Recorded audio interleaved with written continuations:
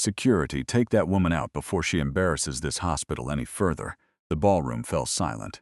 Grace Miller stood beneath the crystal lights of St. Augustine Medical Center's annual gala, one hand gripping a worn black purse, the other holding a folded trust notice so old the creases had softened like cloth.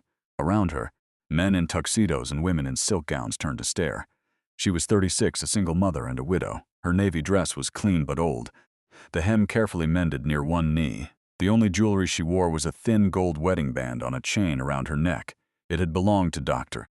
Aaron Miller, her husband, the same man whose name shone in silver letters across the banner behind the stage.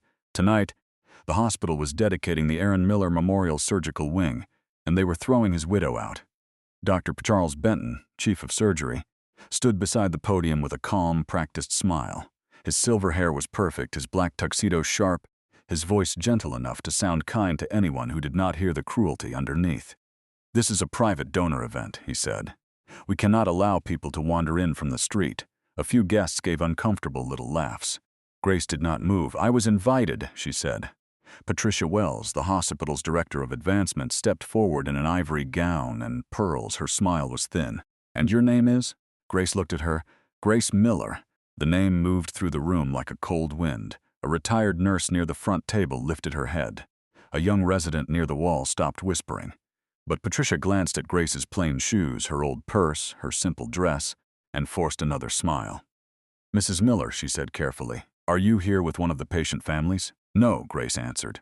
"I am Aaron Miller's wife." The silence changed. Dr. Benton's face tightened for half a second. "Grace," he said, lowering his voice. "This is not the place." Grace looked past him at the banner. Aaron's photograph smiled down at the crowd, kind eyes, tired face. The same face she still saw in their son Noah when he laughed in his sleep. "This is exactly the place," she said. For 6 years, every official invitation from St. Augustine had somehow missed her mailbox. When she called, Patricia's office always said the same thing. "Mrs. Miller, we are trying to protect your peace." Grace had finally received tonight's notice not from the hospital, but from Judge Elias Whitaker's office. It had come with one sentence written in careful ink at the bottom: "You have the right to be in the room." Patricia stepped closer. "No one wants to cause you pain tonight, but this evening is about honoring your husband's legacy, not reopening private wounds." Grace almost smiled. Private wounds. There was nothing private about watching rich donors applaud under her husband's name while the people who had buried his truth poured champagne beside his portrait. She lifted the folded notice. Aaron left legal instructions. "They apply tonight." Dr. Benton's hand slipped from the microphone. Grace saw it, the fear, small, quick, almost invisible. She had once been an emergency nurse. She knew the body's betrayals, the shallow breath before panic, the tightening jaw before a lie. "The program has already been finalized," Patricia said. "It is his memorial," Grace replied. "His words belong here." A man at a nearby table muttered, "Poor thing, grief can do strange things." That sentence gave the room permission. Faces softened with pity, but not respect. Grace understood what they were doing. They were turning her pain into weakness, so they would not have to hear the truth. Dr. Benton leaned toward the microphone. "Ladies and gentlemen, forgive this interruption. Mrs. Miller has suffered greatly. Sometimes grief makes people see shadows where there are none." Grace felt tears rise, but she held them back. "Do not use my grief," she said quietly, "to hide your fear." A gasp passed through the ballroom. Patricia raised her hand. 2 security guards began walking toward Grace. One looked ashamed, the other stared at the floor. "Mom," the older guard said softly, "please come with us." Grace looked at him. "Do you know whose picture is on that wall?" His face tightened. "Yes, Mom." "Then you know I should not be removed from this room." He hesitated. Dr. Benton's voice cut through the silence. "Do your job." The guard reached for Grace's elbow. At that exact moment, the ballroom doors opened. An elderly man in a charcoal suit entered with a dark wooden cane in one hand. Beside him walked a younger woman carrying a leather briefcase.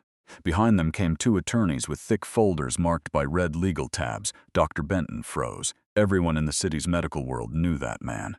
Judge Elias Whitaker, retired federal judge, patient safety advocate, and executor of Aaron Miller's private trust. He stopped in the aisle and looked at the guard's hand near Grace's arm. "Remove your hand from Mrs. Miller," he said. The guard stepped back immediately. Dr. Benton tried to smile. "Judge Whitaker, this is an unexpected honor." "No," the judge said. "It is an overdue correction." He walked to Grace and lowered his voice. "Mrs. Miller, are you all right? For 6 years, Grace had answered yes to neighbors, bills, memories, and her little boy's frightened eyes, but tonight, beneath Aaron's name, she could not lie. "No," she whispered. "But I'm standing." The judge nodded, then turned to the ballroom. "Ladies and gentlemen, before this hospital dedicates a surgical wing in Dr. Aaron Miller's name, I must inform you that Dr. Miller left sealed legal instructions before his death. They were not tied to a calendar date. They were tied to an act." Dr. Benton stepped back. "That is not necessary." Judge Whitaker looked at him coldly. Necessity is often questioned by the people who fear the truth. The young attorney opened her briefcase and removed a sealed envelope in clear evidence plastic. Grace saw Aaron's handwriting on the front. "To be read if St. Augustine ever uses my name to raise money, dedicate a wing, or close the matter without an independent safety review." For 6 years, Grace had carried grief like a locked door inside her chest. Now someone had brought the key. No one in the ballroom moved. Judge Elias Whitaker held the sealed envelope where everyone could see. "This document was delivered to my office by Dr. Aaron Miller 3 weeks before his death," he said. "It was in my presence, witnessed by 2 members of my staff, and placed under legal instruction. Those instructions are now active." Dr. Charles Benton's face had lost its polished warmth. "Judge," he said, forcing a calm laugh, "with respect, this is highly inappropriate. This evening is a memorial dedication, not a courtroom." Judge Whitaker looked at him over the rim of his glasses. "Then perhaps everyone should have behaved more carefully before trying to remove the widow of the man being honored." A murmur moved across the tables. Patricia Wells stood near the stage, her pearls bright against a throat that had gone pale. Dr. Benton lifted both hands slightly, as if soothing a patient. "No one is trying to dishonor Grace," he said, "but she has been through terrible grief. We all have compassion for her." Grace looked at him. That was how he had always done it. Soft voice, caring words, a knife wrapped in cotton. The judge turned to Grace. "Mrs. Miller, do you want this letter read?" Every eye shifted to her. For a moment she saw herself as they saw her, a tired woman in an old navy dress, clutching a worn purse, standing in a room that had never truly wanted her there. She thought of Noah at home with Mrs. Alvarez from next door, probably asleep with his dinosaur blanket pulled to his chin. He had asked her that morning if the hospital would finally say Daddy was brave. Grace had kissed his forehead and said, "I hope so." She lifted her chin. "Yes," she said. "Read it." Judge Whitaker broke the seal. The sound was soft, but it seemed to cut through the room. He unfolded the pages slowly. Aaron's handwriting filled them in dark blue ink, firm and slightly slanted, the same handwriting that had once covered grocery lists, birthday cards, and notes taped to the refrigerator. Judge Whitaker began, "My name is Dr. Aaron James Miller. If this letter is being read, then St. Augustine Medical Center has chosen to honor my name before telling the truth about why I died." A sharp breath came from somewhere near the front. Dr. Benton stepped toward the judge. "This is outrageous." The younger attorney moved between them. "Do not interrupt again," she said. Judge Whitaker continued, "I served St. Augustine Medical Center for 11 years. I loved this hospital not because it was perfect, but because people arrived here on the worst day of their lives and trusted us to be better than our pride. Lately, I have seen that trust betrayed." Grace closed her eyes. She could hear Aaron's voice inside the words. Not dramatic, not angry, clear. "The new surgical expansion has been rushed for donor approval. Equipment safety reports have been softened. Incident logs have been rewritten. A preventable failure in Operating Room 3 was labeled unavoidable before a true review was completed." A low wave of whispers rolled through the ballroom. Patricia covered her mouth. Dr. Benton stood frozen beneath Aaron's portrait. Judge Whitaker's voice deepened. "I have copies of the original records. I have names of staff members who were pressured to sign false summaries. If I am unable to present them myself, I ask that my wife, Grace Miller, be protected from retaliation. She knows more than they believe. She also knows less than they fear." Grace opened her eyes. Her heart was pounding so hard she felt it in her hands. The judge paused. "Then read the next line more slowly. Grace is not unstable. She is not vindictive. She is the bravest nurse I have ever known. If they try to make her look broken, remember this. Some people call a woman broken because they cannot bear to admit she survived what they did not." Grace pressed her hand against her chest. She could not stop the tears now, but they fell silently. Around the room, faces changed. Some guests looked stricken. Others looked frightened. A few stared down at their untouched plates as if shame had finally found them. Judge Whitaker turned the page. "There is one more instruction. The Aaron Miller Surgical Research Trust, currently valued at $120 million, is not to be released to St. Augustine Medical Center unless my wife, Grace Miller, confirms that the hospital has submitted to an independent safety investigation." The room erupted. Someone dropped a glass. A donor stood up too quickly, knocking his chair backward. Patricia whispered, "Oh my God." Grace looked at Dr. Benton. For 6 years, he had allowed her to live like a poor widow who should be grateful for sympathy. He had stood under Aaron's name, accepting applause, while knowing Aaron had left her the power to stop him. Dr. Benton recovered enough to speak. That trust was pledged to the surgical wing. Judge Whitaker folded the letter. "No, doctor, it was pledged to the truth." Grace stepped forward. Her voice trembled, but it did not break. "Doctor Benton, you told this room grief made me see shadows." She looked up at Aaron's portrait, then back at him. "But Aaron died trying to show me where the light was." The Belton could answer. The ballroom doors opened again. A hospital employee rushed in, pale and breathless. "Dr. Benton," she said, holding up a phone, "Channel 6 is outside. Someone leaked the letter." The word struck the ballroom harder than any accusation. "Channel 6 is outside." For one strange second, no one seemed to breathe. The donors stared at the young hospital employee near the door. Patricia Wells gripped the edge of a table as if the floor had shifted beneath her. Dr. Charles Benton's face went still in a way Grace had only seen in operating rooms when a surgeon realized the bleeding was worse than expected. Then the room broke into whispers. "Who leaked it? Is this live? Are we on camera?" Judge Elias Whitaker folded Aaron's letter carefully and returned it to the evidence sleeve. Dr. Benton moved first. He stepped away from the podium, crossed toward Patricia, and lowered his voice, but Grace heard enough. "Shut down the entrance. No one speaks to reporters. Find out who sent it." Patricia nodded too quickly. "I'll handle it." Grace watched them with a cold ache in her chest. Aaron's letter had just accused the hospital of burying safety failures, and Benton's first concern was not truth. It was control. Judge Whitaker turned to Grace. "Mrs. Miller, we should leave through a private exit." Grace looked toward the tall ballroom doors outside. Reporters were waiting. Inside, a room full of powerful people was already deciding how to reshape what had happened before the public could understand it. "No," she said softly. "If I leave quietly, he will tell them I ran." The judge studied her. "You do not owe the cameras your pain." "I know," Grace said, "but I owe Aaron my voice." Across the ballroom, Dr. Benton returned to the microphone. "Ladies and gentlemen," he said, his tone calm again, "please remain seated. Tonight has taken an unfortunate emotional turn, St. Augustine Medical Center will issue a formal statement after we review the authenticity and context of the document presented." Grace felt the word context like a slap. Judge Whitaker's eyes narrowed. "Authenticity is not in question," he said. Benton smiled without warmth. "Judge, with respect, the hospital must protect itself from incomplete narratives." Grace stepped forward before the judge could answer. "Incomplete?" she asked. The microphone caught her voice. The room turned. Grace walked slowly toward the stage. No one stopped her this time. The same people who had stared at her dress now moved aside as if the old navy fabric had become armor. She stopped below Aaron's photograph. 6 years ago," she said, "my husband died in this hospital. I was told there was nothing to investigate. I was told a systems failure took his life and that good people had done their best." Her voice trembled, but she held it steady. "I wanted to believe that. I had a 5-year-old son asking why his father was not coming home.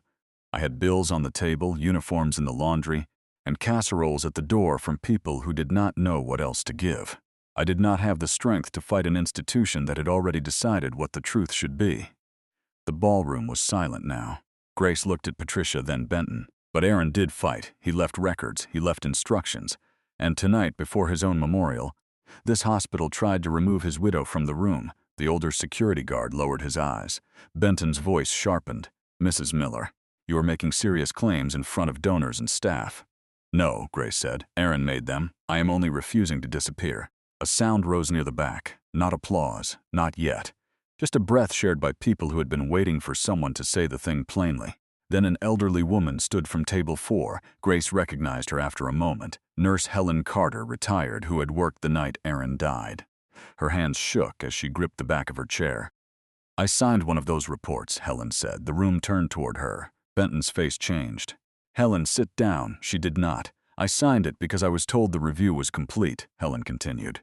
"I was told the equipment failure could not have been predicted, but the original incident log had missing pages. I asked about them, and 2 days later I was transferred off surgical rotation." Patricia whispered, "Please don't do this." Helen looked at Grace, not Patricia. "I should have called you," she said. "I am sorry." Grace felt the apology enter a place in her heart she had kept locked for years. It did not heal everything, but it told her she had not imagined the darkness. Judge Whitaker's attorney began writing quickly. "Dr. Benton stepped away from the microphone. "This event is over." "No," said another voice. A younger man in a resident's white coat stood near the wall. "I was an intern then. I remember Dr. Miller asking for a full review of operating room 3. The next morning his access was restricted." The whispers became louder. One donor pushed back his chair. Another reached for his phone. Patricia looked toward the exits as if the building itself might save her. Then the ballroom doors opened, and a reporter's voice carried in from the hall. "Mrs. Miller, did the hospital try to silence your husband before he died?" Every eye turned to Grace. Judge Whitaker stepped beside her. "You do not have to answer." Grace looked up at Aaron's photograph. For 6 years, she had protected Noah from the sharpest pieces of the truth. She had told him his father was brave, kind, and loved by many. All of that was true. But it was no longer enough. Grace turned toward the open doors. "My husband did not die so his name could become a decoration," she said. "He died trying to protect patients, and now I want to know who stopped him." The reporter lowered her microphone slowly. Behind Grace, Dr. Benton spoke in a voice only she could hear. "You have no idea what you are opening." Grace turned back to him. "Yes," she said, "I do." At that moment her phone buzzed inside her purse. A message from an unknown number appeared on the screen. "Go home, Grace. Think of your son." Grace stared at the message until the words blurred. For a moment the ballroom disappeared. The crystal lights, the donors, the reporters at the doors, even Dr. Benton's cold face became distant and soundless. All she could see was Noah. Her little boy was 11 now. Tall for his age, with Aaron's dark eyes and the same habit of biting his lower lip when he tried not to cry. That morning, he had stood in the kitchen wearing his school sweatshirt, watching Grace pin her hair back. "Will they talk about Dad tonight?" he had asked. "Yes," Grace had said. "Will they tell the truth?" She had not known how to answer. Now someone had brought Noah into the room without touching the door. Judge Whitaker saw her face change. "Mrs. Miller," Grace handed him the phone. The old judge read the message once. His expression did not change, but something in his eyes hardened. "Who has your son tonight?" he asked quietly. "Mrs. Alvarez, our neighbor. Call her now."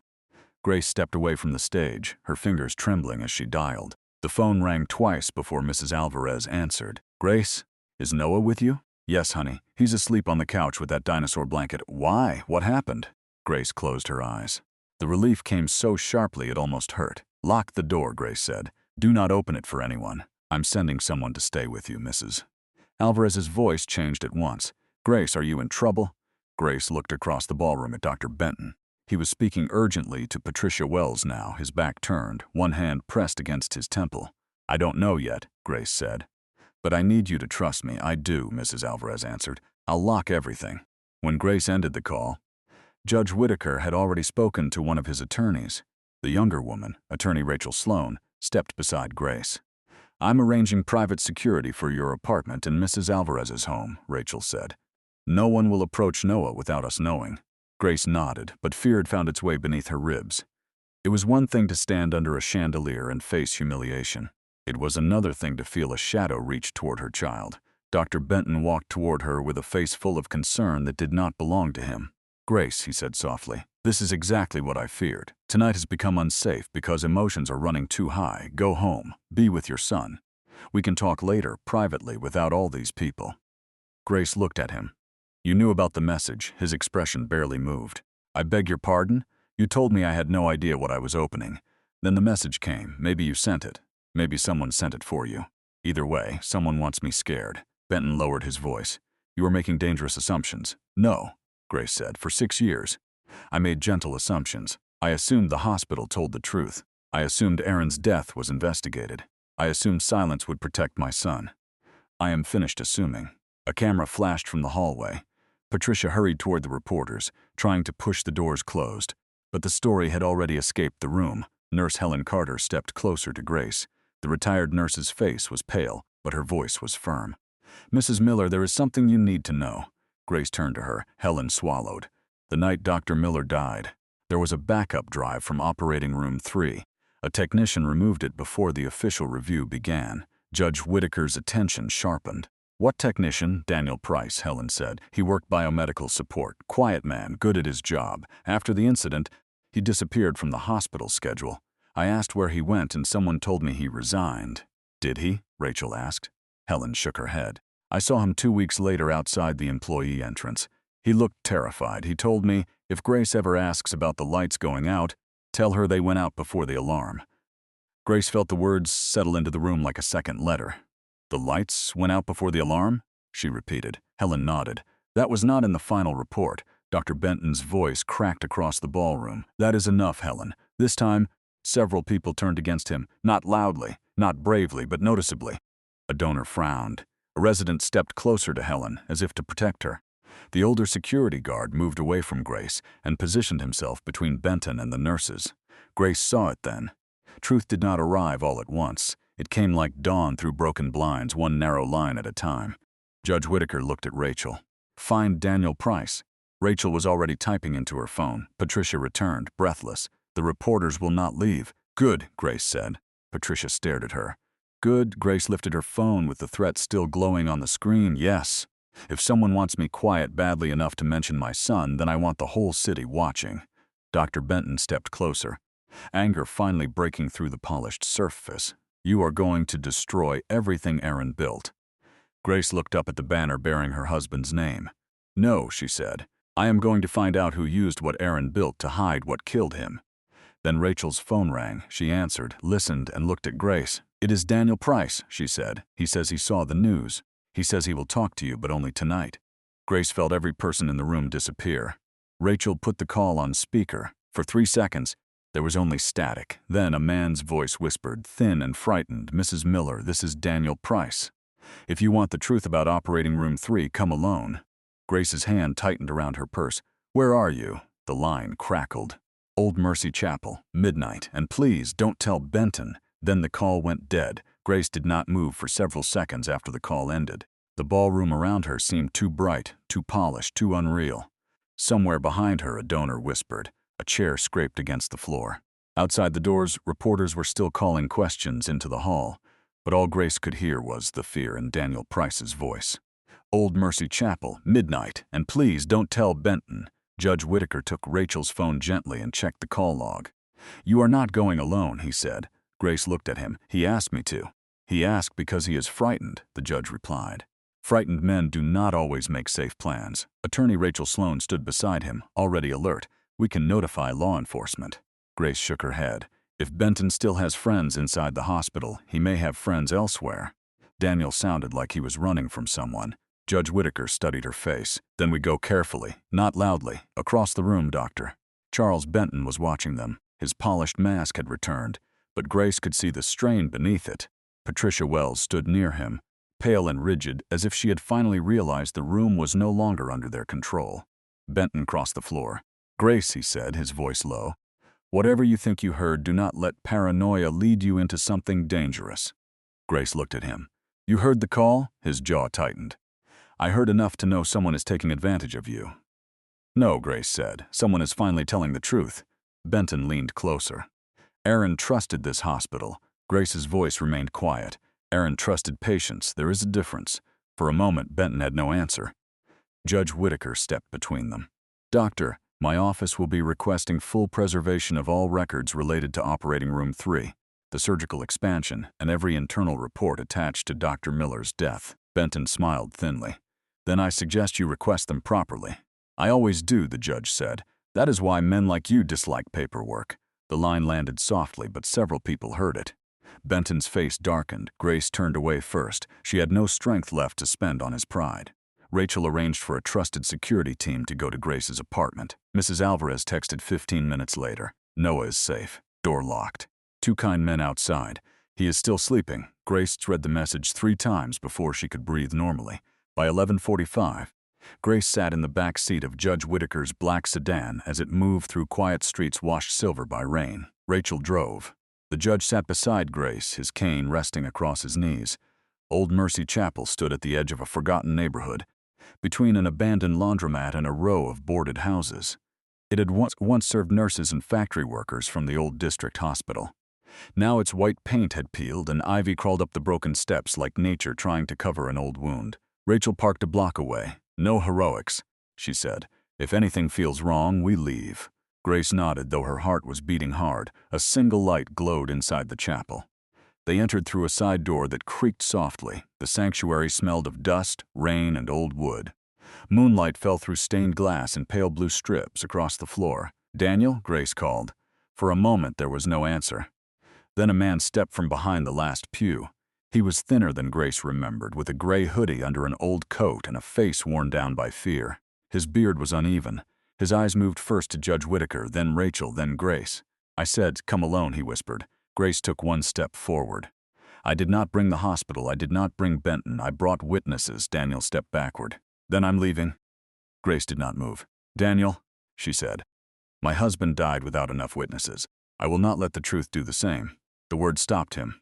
He looked toward the door as if expecting someone to appear there. "I shouldn't be here." "But you came," Grace said. He laughed once, bitter and small. "I tried not to. For 6 years I tried not to.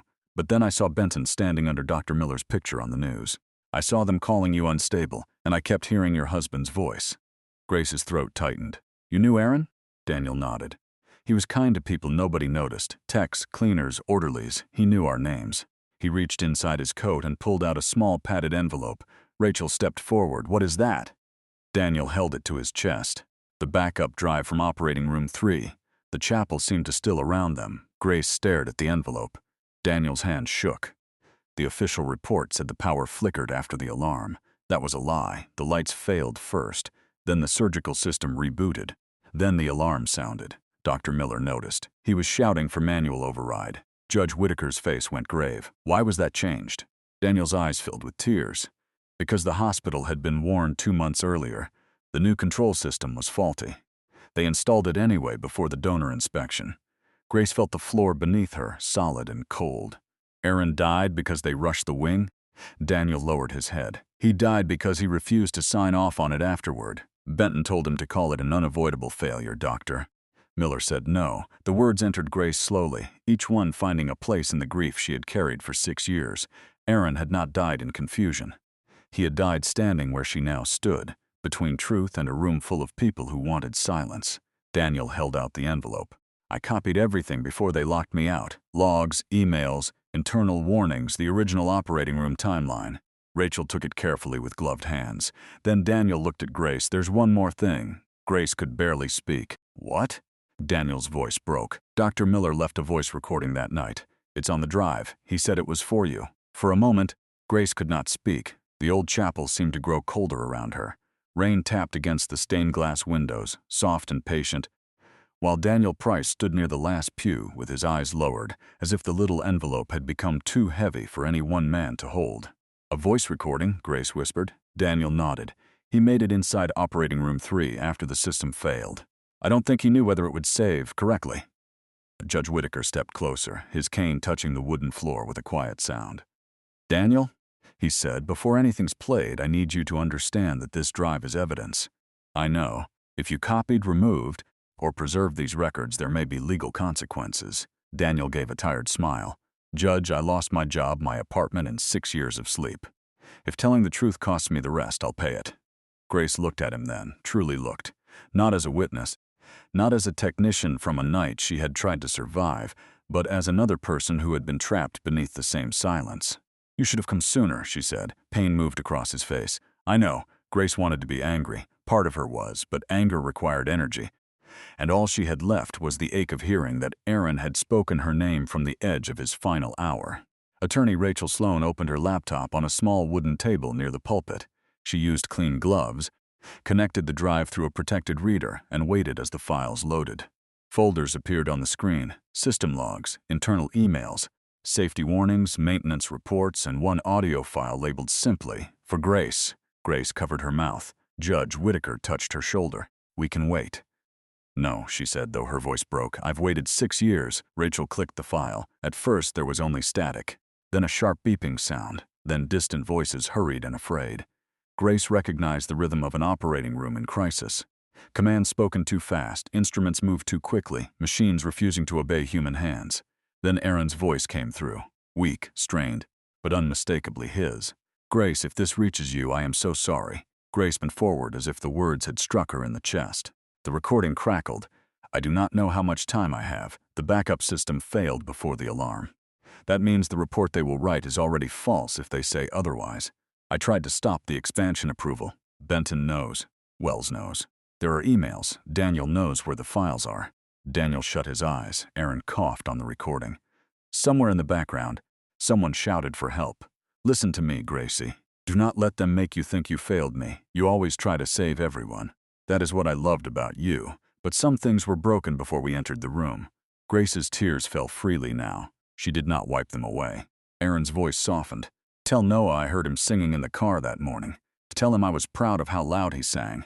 Even when he forgot the words, a small sound escaped Grace, half sob, half breath. Their son had been 5 then. He had sung an old church song all the way to school, making up lines when he forgot the verses. Aaron had laughed until tears came to his eyes. I need you to live, Grace, Aaron continued. Not just survive, live. Laugh again when you can. Let Noah see that grief is not the end of love. And if they ever put my name on a wall while hiding what happened here, stand under it and tell the truth. The recording went quiet for 2 seconds. Then Aaron said the words that broke the last locked place inside her. You are not my widow first. You are Grace Miller. Remember that. The file ended. No one moved. Even Rachel, who had trained herself to stay composed around terrible evidence, had tears in her eyes. Grace stood in the dim chapel, one hand on the old pew, trying to breathe through the weight of being loved from beyond death. For 6 years, she had worn widowhood like a name tag. Poor Grace, broken Grace, Aaron's wife, Noah's mother, the woman who never got over it. But Aaron had left her something different. Not permission to mourn, permission to rise. Judge Whitaker removed his glasses and wiped them slowly. We have enough to begin emergency filings, he said. The trust will remain frozen until the court reviews the evidence. The hospital will be forced to preserve every record. Rachel nodded. And if these emails are what Daniel says they are, Benton and Wells cannot control the story anymore. Daniel looked toward Grace. There's a file marked donor inspection. You need to see it. Rachel opened the folder. Inside were emails from Patricia Wells to Dr. Benton, sent 2 months before Aaron's death. The language was clean, professional, and devastating. The surgical wing must be operational before the gala announcement. Safety certification delays will jeopardize the donor pledge. Another message from Benton followed. Proceed with temporary approval. We will correct deficiencies after dedication. Do not involve Miller. Grace read the line twice. Do not involve Miller. Her husband had not stumbled into their secret. They had built the secret around avoiding him. Then Rachel opened one final document, a payment record. Judge Whitaker leaned closer. Daniel's face went pale. Grace saw the name before anyone said it aloud. Patricia Wells had authorized a private consulting payment of $75,000 3 days after Aaron died. The payment had not gone to Daniel. It had been routed through a shell account connected to Grace Miller. Grace stared at the screen. For a few seconds, the old chapel held no sound except the rain touching the stained glass windows. The payment record sat open on Rachel Sloane's laptop, clean and official, as if the truth had put on a suit before coming to destroy her. $75,000. Routed through an account connected to Grace Miller. Daniel Price shook his head again and again. I didn't know. I swear to you, Mrs. Miller, I never saw that money. Grace could barely hear him. Her name. They had used her name for 6 years. She had wondered why certain people looked at her with pity that carried a strange edge, as if grief were not the only thing they believed she carried. Now she understood. Somewhere in the private records of St. Augustine Medical Center, someone had prepared a story for the day she became inconvenient, poor widow, unstable nurse, paid witness, maybe even part of the cover-up. Judge Whitaker's voice was calm, but colder than Grace had ever heard it. Rachel, preserve that document. Do not alter the file path. Create a forensic copy of the entire drive. Rachel was already working on it. Grace looked at Daniel. Did Aaron know they would blame me? Daniel's face broke. No, Dr. Miller was trying to protect you. He thought if he put the evidence with Judge Whitaker, they would be afraid to touch you. Grace swallowed hard. For one brief, terrible moment, she felt angry at Aaron. Not for dying. Not for leaving the recording. But for believing truth alone could frighten people who had practiced lying for a living. Then shame followed the anger, and behind it came love, tired and wounded, but still alive. Judge Whitaker touched the back of a pew. Mrs. Miller, listen to me carefully. This does not prove you did anything wrong. It proves someone expected to need leverage against you. Rachel looked up from the laptop, and they may have already planted more. Grace turned to her. More? If there is one false banking record, There may be emails, forms, signatures, anything that makes it appear you accepted money or helped bury the report. Daniel stepped forward. That's impossible. She wasn't involved. Rachel's expression softened only slightly. Truth and paperwork are not always introduced to each other at the same time. The words settled heavily. Grace thought of Noah sleeping under his dinosaur blanket, protected for now by strangers outside a small apartment she could barely afford. If this became public, it would not only stain her, it would follow him into classrooms, church halls, grocery aisles. Your mother took money after your father died. Your mother knew, your mother lied. Grace straightened. No, she said. The others turned. No what? Judge Whitaker asked. No more hiding. Grace wiped her cheeks with the heel of her hand. They used Aaron's death. They used my grief. Now they are using my name. I will not let them reach my son through a lie. Rachel closed the laptop. Then we need to move before Benton does. Judge Whitaker nodded. We take this to court at first light if we must. But first we need the money trail. Whoever built this wanted a second story ready. Daniel looked toward the chapel door. There's a woman, Marcia Green. She worked in hospital finance. She questioned the payment record after Dr. Miller died. 2 weeks later, she was gone. Fired, Rachel asked. Officially, she resigned for health reasons. But she told me once that Patricia Wells had a private donor ledger. Not the public one, a second ledger. Judge Whitaker's face sharpened. Where is Marcia now? Daniel hesitated. Roanoke, last I heard. But before I called you tonight, I sent her one message. I told her the gala had broken open. I told her if she still had the ledger. This was the hour. Grace looked at him. Did she answer? Daniel shook his head. Not yet. A distant sound came from outside, not thunder, a car door. Rachel turned off the chapel light. Everyone stood still. Through a cracked side window, Grace saw headlights moving slowly across the wet street. A dark sedan rolled past the chapel. Too slow for a lost driver, too quiet for coincidence. Daniel whispered, "They found me."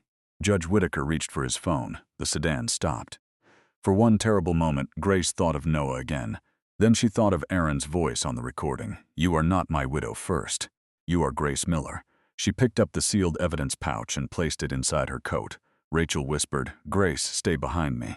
But Grace stepped forward, not back. The chapel door opened with a low wooden groan. A woman stood outside in the rain, holding a folder against her chest. She was in her late 50s, with tired eyes, gray-streaked hair, and a hospital ID badge clipped to an old coat. Daniel exhaled sharply. Marcia? The woman looked past him to Grace. I got Daniel's message, she said. Then I saw what they did at the gala. And I heard Benton was looking for him. She lifted the folder. If you want the real donor ledger, Mrs. Miller, you need to read this before sunrise. Grace stared at her. Inside the chapel, Aaron's evidence waited on a laptop. Outside, the woman who had questioned the money had returned from hiding. And for the first time in 6 years, Grace understood something that felt almost like hope. The truth had not been dead. It had only been scattered among people too frightened to carry it alone. Marcia Green stepped into Old Mercy Chapel with rain on her coat and fear in her eyes. No one spoke at first. Grace watched the older woman hold the folder against her chest as if it were both evidence and a wound. Daniel stood near the last pew, pale and trembling. Judge Elias Whitaker had one hand on his cane, the other on his phone. Attorney Rachel Sloan locked the chapel door behind Marcia and turned the small sanctuary light back on. The yellow glow made everyone look exhausted. Marcia looked at Grace. I should have come to you years ago, she said. Grace had heard those words too many times in one night. From Nurse Helen. From Daniel, now from Marcia. Each apology brought a piece of truth, but each one also reminded Grace how long she had been left alone. Why didn't you? Grace asked. Marcia lowered her eyes. Because I had a son in rehab, a mortgage behind by 3 months, and a hospital administrator who knew both. Patricia Wells told me if I kept asking about the donor ledger, my benefits would disappear before my son's next treatment bill cleared. Grace's anger softened into something heavier. Fear had done what cruelty could not do alone. It had recruited decent people. Rachel opened the folder on the small wooden table. Inside were copied pages, handwritten notes, internal transfer records, and a list of donor accounts that had never appeared in the public, fundraising reports. Judge Whitaker leaned over the papers. Where did these come from? I made copies before they locked me out of the finance office, Marcia said. I hid them with my sister in Roanoke. I thought if I stayed quiet, they would leave me alone. Daniel gave a bitter laugh. They never leave anyone alone. Marcia looked at him sadly. No. They just wait until you forget you are still afraid. Rachel scanned the pages, her face tightening. This is not just hospital money, she said. Grace stepped closer. "What is it?" Rachel pointed to a line marked Community Surgical Access Initiative. "This account was created to fund free and reduced-cost surgeries for uninsured patients," she said. But large portions were transferred into consulting contracts connected to the new surgical wing. Judge Whitaker's voice turned grave. "How much?" Marcia answered before Rachel could. "Almost $18 million over 4 years." Grace felt the number strike the room. $18 million. She thought of patients Aaron had treated after hours, elderly men delaying care because they feared the bill, mothers choosing between prescriptions and rent. Aaron had carried that sorrow home in his shoulders, but he had never stopped believing the hospital could still serve them. "They took money meant for poor patients," Grace said. Marcia nodded. And when Dr. Miller found out, he started asking why the equipment budget had been padded while charity surgery funds were shrinking. Daniel looked at Grace. "That is why Benton wanted him quiet." Rachel turned another page. "Here," she said, "a transfer marked post-incident stabilization. $75,000 routed through a shell account, then attached to Grace's name." Marcia's mouth tightened. "I flagged that one. Patricia told me it was a confidential settlement connected to Mrs. Miller." Grace's voice was barely above a whisper. "I never received a settlement." "I know," Marcia said. "That is why I questioned it. The signature was wrong." Grace looked up. "What?" Marcia reached into the folder and removed a copy of a form.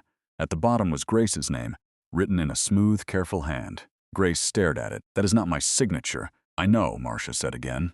"I had seen your real signature on insurance documents after Dr. Miller died. This one was too neat." Rachel placed the form in an evidence sleeve. "4," she said. The word gave shape to what Grace had felt all night. They had not only buried Aaron's warning, they had prepared to bury her beside it if she ever tried to speak. Judge Whitaker looked at Marcia. "Who authorized the transfer?" Marcia turned one page with shaking fingers. Patricia Wells signed it, but the approval code belonged to Dr. Benton. Daniel closed his eyes. Grace looked toward the small chapel cross above the pulpit. She was not thinking of revenge. Revenge was too small for what had happened. She was thinking of Noah, of Aaron, of every patient who had sat under fluorescent lights, waiting for help that had been quietly sold away. Rachel's phone buzzed. She read the message, then looked at the judge. "The hospital board has called an emergency meeting for 7 in the morning. Benton is asking them to suspend Grace's authority over the trust before our filings land." Judge Whitaker checked his watch. "Then we do not wait for sunrise." Grace turned to him. "What can we do?" "We request a temporary emergency preservation order tonight," he said. "Not a verdict, not a judgment of guilt, just one urgent thing. Stop powerful people from making evidence disappear before daylight." Marcia gripped the back of a pew. "If Benton knows I came here, he will come after me." Grace looked at the frightened woman who had carried truth through rain after 6 years of silence. "No," she said. "He will come after all of us. That is why we stopped standing alone." For the first time, Marcia's face changed. Not into courage exactly, but into the beginning of it. Rachel packed the evidence. Daniel handed over the drive. Marcia surrendered the ledger folder. Judge Whitaker opened the chapel door and looked into the wet street before motioning them forward. Dawn had not yet touched Richmond. But as Grace stepped out of Old Mercy Chapel with Aaron's voice, the original logs, the forged signature, and the second ledger, she felt something inside her shift. For 6 years, the hospital had owned the story of Aaron Miller's death. By morning, they would have to share it with the truth. Then Grace's phone rang. "Mrs. Alvarez." Grace answered at once. "Is Noah okay?" The older woman's voice shook. "He's safe, honey. But someone just taped an envelope to your apartment door." Grace stopped walking. "What does it say?" Mrs. Alvarez began to cry. "It says, 'Tell your mother the dead should stay buried.'" Grace Miller did not remember crossing the wet street. One moment she stood outside Old Mercy Chapel with evidence pressed inside Rachel Sloane's briefcase. The next, she was in the back seat of Judge Whitaker's sedan, phone against her ear, listening to Mrs. Alvarez cry. "He is still asleep," Mrs. Alvarez whispered. "Noah did not see it. I took the envelope down before he woke." Grace closed her eyes. "Thank you." "There was no name on it," the older woman said. "Just those words. 'Tell your mother the dead should stay buried.'" Judge Whitaker looked at Grace from the front passenger seat. His face had become very still. Rachel, driving through the empty streets before dawn, spoke without turning around. "Mrs. Alvarez needs to give that envelope to security. No one touches it with bare hands." Grace repeated the instruction softly. Mrs. Alvarez promised she would. When the call ended, Grace sat with the phone in her lap and stared out at Richmond's dark windows. Somewhere behind those windows, people were sleeping peacefully. Children were tucked under blankets. Old men were rising early for coffee. Nurses were driving toward 12-hour shifts. Life continued while truth fought for permission to breathe. Daniel Price sat beside Marcia Green in the second car behind them. Both had agreed to give sworn statements before sunrise. They were frightened. Grace could see it in the way Daniel kept looking over his shoulder, in the way Marcia clutched her purse with both hands, but they had come. That mattered. At 4:20 in the morning, Judge Whitaker brought them through a side entrance of the federal courthouse. The building smelled of polished stone, old paper, and coffee left too long on a warmer. A magistrate judge met them in a small hearing room with her gray hair pulled back and reading glasses hanging from a chain. Her name was Judge Rosalind Mercer. She listened without interruption. Rachel presented Aaron's voice recording, the operating room logs, the forged signature, the second donor ledger, and the threats sent to Grace's phone and apartment door. Daniel and Marcia gave sworn statements, their voices shaking at first, then growing steadier as each word made the next one easier. When Aaron's recording played, Judge Mercer removed her glasses. No one spoke until it ended. Then she signed the temporary emergency preservation order. It was not a verdict. It did not declare guilt. It did only one urgent thing. It stopped powerful people from making evidence disappear before daylight sank. Augustine Medical Center was required to preserve all records related to Aaron Miller's death. Operating Room 3, the surgical expansion, the donor accounts, and every communication involving Dr. Benton or Patricia Wells. The Aaron Miller Surgical Research Trust would remain frozen until the court reviewed the evidence. No hospital board vote could remove Grace's authority while the emergency review was pending. Grace held the signed order in her hands as dawn finally broke pale and gold across the courthouse windows. For the first time that night, she felt tired enough to fall apart, but there was no time. At 7 o'clock, the hospital board would meet. At 6:55, Grace walked into St. Augustine Medical Center with Judge Whitaker, Rachel, Daniel, Marcia, and 2 security officers behind her. The lobby was already full of reporters. Cameras turned, voices rose. Mrs. Miller, did the hospital forge your signature? Is Dr. Benton under investigation? Did your husband leave evidence before he died? Grace did not stop. She had learned something in the chapel. Not every question deserved her pain. Some truths had to be carried first to the place where lies had been built. The boardroom was on the 11th floor, behind frosted glass doors and a reception desk decorated with white orchids. Inside, 12 board members sat around a long table. Dr. Benton stood at one end. Patricia Wells sat beside him, pale but carefully dressed, her pearls back at her throat like a shield. Benton looked up when Grace entered. For 1 second, fear crossed his face, then anger replaced it. "This is a closed meeting," he said. Judge Whitaker placed the emergency order on the table. "Not anymore." Rachel handed copies to the board chair, a stern woman named Eleanor Grant. She read the first page. Her expression changed before she reached the second. "What is this?" Patricia whispered. Grace looked at her. "The beginning of what you should have done 6 years ago." Benton stepped forward. "This is a coordinated attack based on stolen records and emotional manipulation." Daniel flinched at the word stolen. Marcia did not. She stood straighter and opened her folder. "The donor ledger is real," she said. "The transfer tied to Mrs. Miller's name was fabricated. I flagged it. Patricia Wells told me to close the matter or lose my benefits." Patricia shook her head. "That is not true." Marcia looked at the board. "I have the email." Rachel placed it on the table. Silence spread. Daniel stepped forward next. His voice was thin, but it did not break. The operating room timeline was changed. The lights failed before the alarm. Dr. Miller knew the system was unsafe, and he refused to sign the revised report. Benton's face hardened. "You were terminated for misconduct." Daniel nodded. "Yes, after I refused to delete the backup drive." Rachel placed the drive in evidence beside the court order. The board chair turned to Benton. "Charles?" He opened his mouth. For the first time all night, no polished answer came. Grace stepped to the end of the table. She did not raise her voice. "My husband believed this hospital could be better than its donors, better than its ambition, better than its fear. He left you the chance to tell the truth. Instead, you put his name on a wall and tried to remove his widow from the room." No one moved. Grace took Aaron's ring from beneath her dress and held it in her palm. "I am not here to destroy St. Augustine," she said. "I am here because Aaron died trying to save what was worth saving." With the court order on the table and reporters already in the lobby, the board no longer had the luxury of calling silence prudence. Eleanor Grant slowly closed the folder.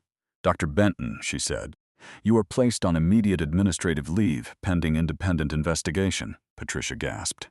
"And Ms. Wells," the chair continued, "you are suspended effective now." Benton stared at Grace with naked hatred. "This will ruin the hospital." Grace looked at him, calm at last. "No," she said, "it may finally cleanse it." Outside the glass doors, reporters waited. Inside the boardroom, the first lie fell. But Grace knew the hardest part was still ahead. Now she had to go home and tell Noah why the whole city was about to learn how his father died. Noah was awake when Grace came home. He sat on the couch beneath his dinosaur blanket, his hair messy from sleep, his small hands wrapped around a mug of cocoa Mrs. Alvarez had made too sweet. Two security officers stood outside the apartment door. Mrs. Alvarez sat at the kitchen table with red eyes and a folded tissue in her hand. The envelope from the door had already been placed in an evidence bag. Grace stopped just inside the apartment. For one moment, she was not the woman who had stood before donors, attorneys, judges, reporters, and hospital leaders. She was only a mother, looking at her son and wondering how to give him the truth, without handing him the weight of it. Noah set the mug down. "Mom," he said quietly, "is it about Dad?" Grace crossed the room and knelt in front of him. She took his hands. They were warm, small, alive. "Yes," she said, "it is." His lower lip trembled, the same way Aaron's had when he tried not to show emotion. Did somebody do something bad to him? Grace closed her eyes for one breath. Some people made choices they should not have made. Your dad tried to stop them. He was brave, Noah. Braver than they ever told us. Noah looked toward the television, where the morning news was muted. Grace's face appeared briefly beside Aaron's photograph, then the image changed to St. Augustine Medical Center. "Are they going to say bad things about you?" he asked. Grace felt the question pierce deeper than fear. "Maybe," she said. "Some people say bad things when they are afraid of the truth. But that does not make those things true." Noah was silent for a long moment. Then he looked at the coffee table. A drawing sat there, made in blue and black crayon while he waited for her to come home. It showed a man in a white coat, a woman in a blue dress, and a boy standing between them. Above them, in uneven letters, Noah had written, "Dad was brave. Mom is brave too." Grace pressed the paper to her chest and cried. Not the silent tears of the ballroom. Not the broken tears of the chapel. These tears came from somewhere cleaner, somewhere that had waited 6 years for permission to breathe. By noon, the story had spread across Richmond. The hospital board announced an independent investigation. Dr. Charles Benton was placed on leave. Patricia Wells resigned before the afternoon statement was released. The forged documents, donor ledger, and original operating room logs were turned over to federal investigators. Nurse Helen Carter gave an interview, not to protect herself, but to apologize publicly. Daniel Price entered protective custody through the court's assistance. Marcia Green returned to the finance office only long enough to help investigators understand the second ledger. And Grace Miller did not give a dramatic speech on the courthouse steps. She stood beside Judge Whitaker, held Noah's hand, and read one short statement. "My husband, Dr. Aaron Miller, believed hospitals should protect the sick before they protect reputations. Today is not about revenge. It is about making sure no patient, no nurse, no family, and no widow ever has to stand alone against silence again." 3 months later, St. Augustine Medical Center removed Aaron's name from the unfinished surgical wing. Grace had asked them to. Not because Aaron was unworthy of honor, but because she no longer wanted his name used as decoration on stone. Honor, she had learned, was not a plaque. It was policy. It was daylight. It was a door that stayed open when ordinary people came asking for the truth. The Aaron Miller Surgical Research Trust was redirected under court supervision. Part of it funded an independent patient safety office. Part of it created legal protection for nurses and hospital staff who reported unsafe practices. The largest portion established the Aaron and Grace Miller Community Care Fund, paying for surgeries, follow-up treatment, and medical transport for families who had once been quietly priced out of hope. On the first morning the new patient safety office opened, Grace walked through the hospital lobby in a simple blue dress. No one stopped her. No one asked if she belonged. At the entrance, a new bronze sign had been placed on the wall. It did not carry a surgeon's portrait or a donor's name. It read, "For every patient whose life depends on the courage to tell the truth." Grace stood before it with Noah at her side. He looked up at her. "Would Dad like it?" Grace smiled through tears. "Yes," she said. "He would." Noah slipped his hand into hers outside. Spring rain tapped softly against the windows, washing the city in silver light. Grace thought of the ballroom, the sealed letter, the chapel, Aaron's voice, and all the frightened people who had finally stepped out of the dark. For 6 years, she had believed Aaron left her grief. Now she understood he had left her a path, and at the end of it, she had found not only the truth about his death, but the strength to live again.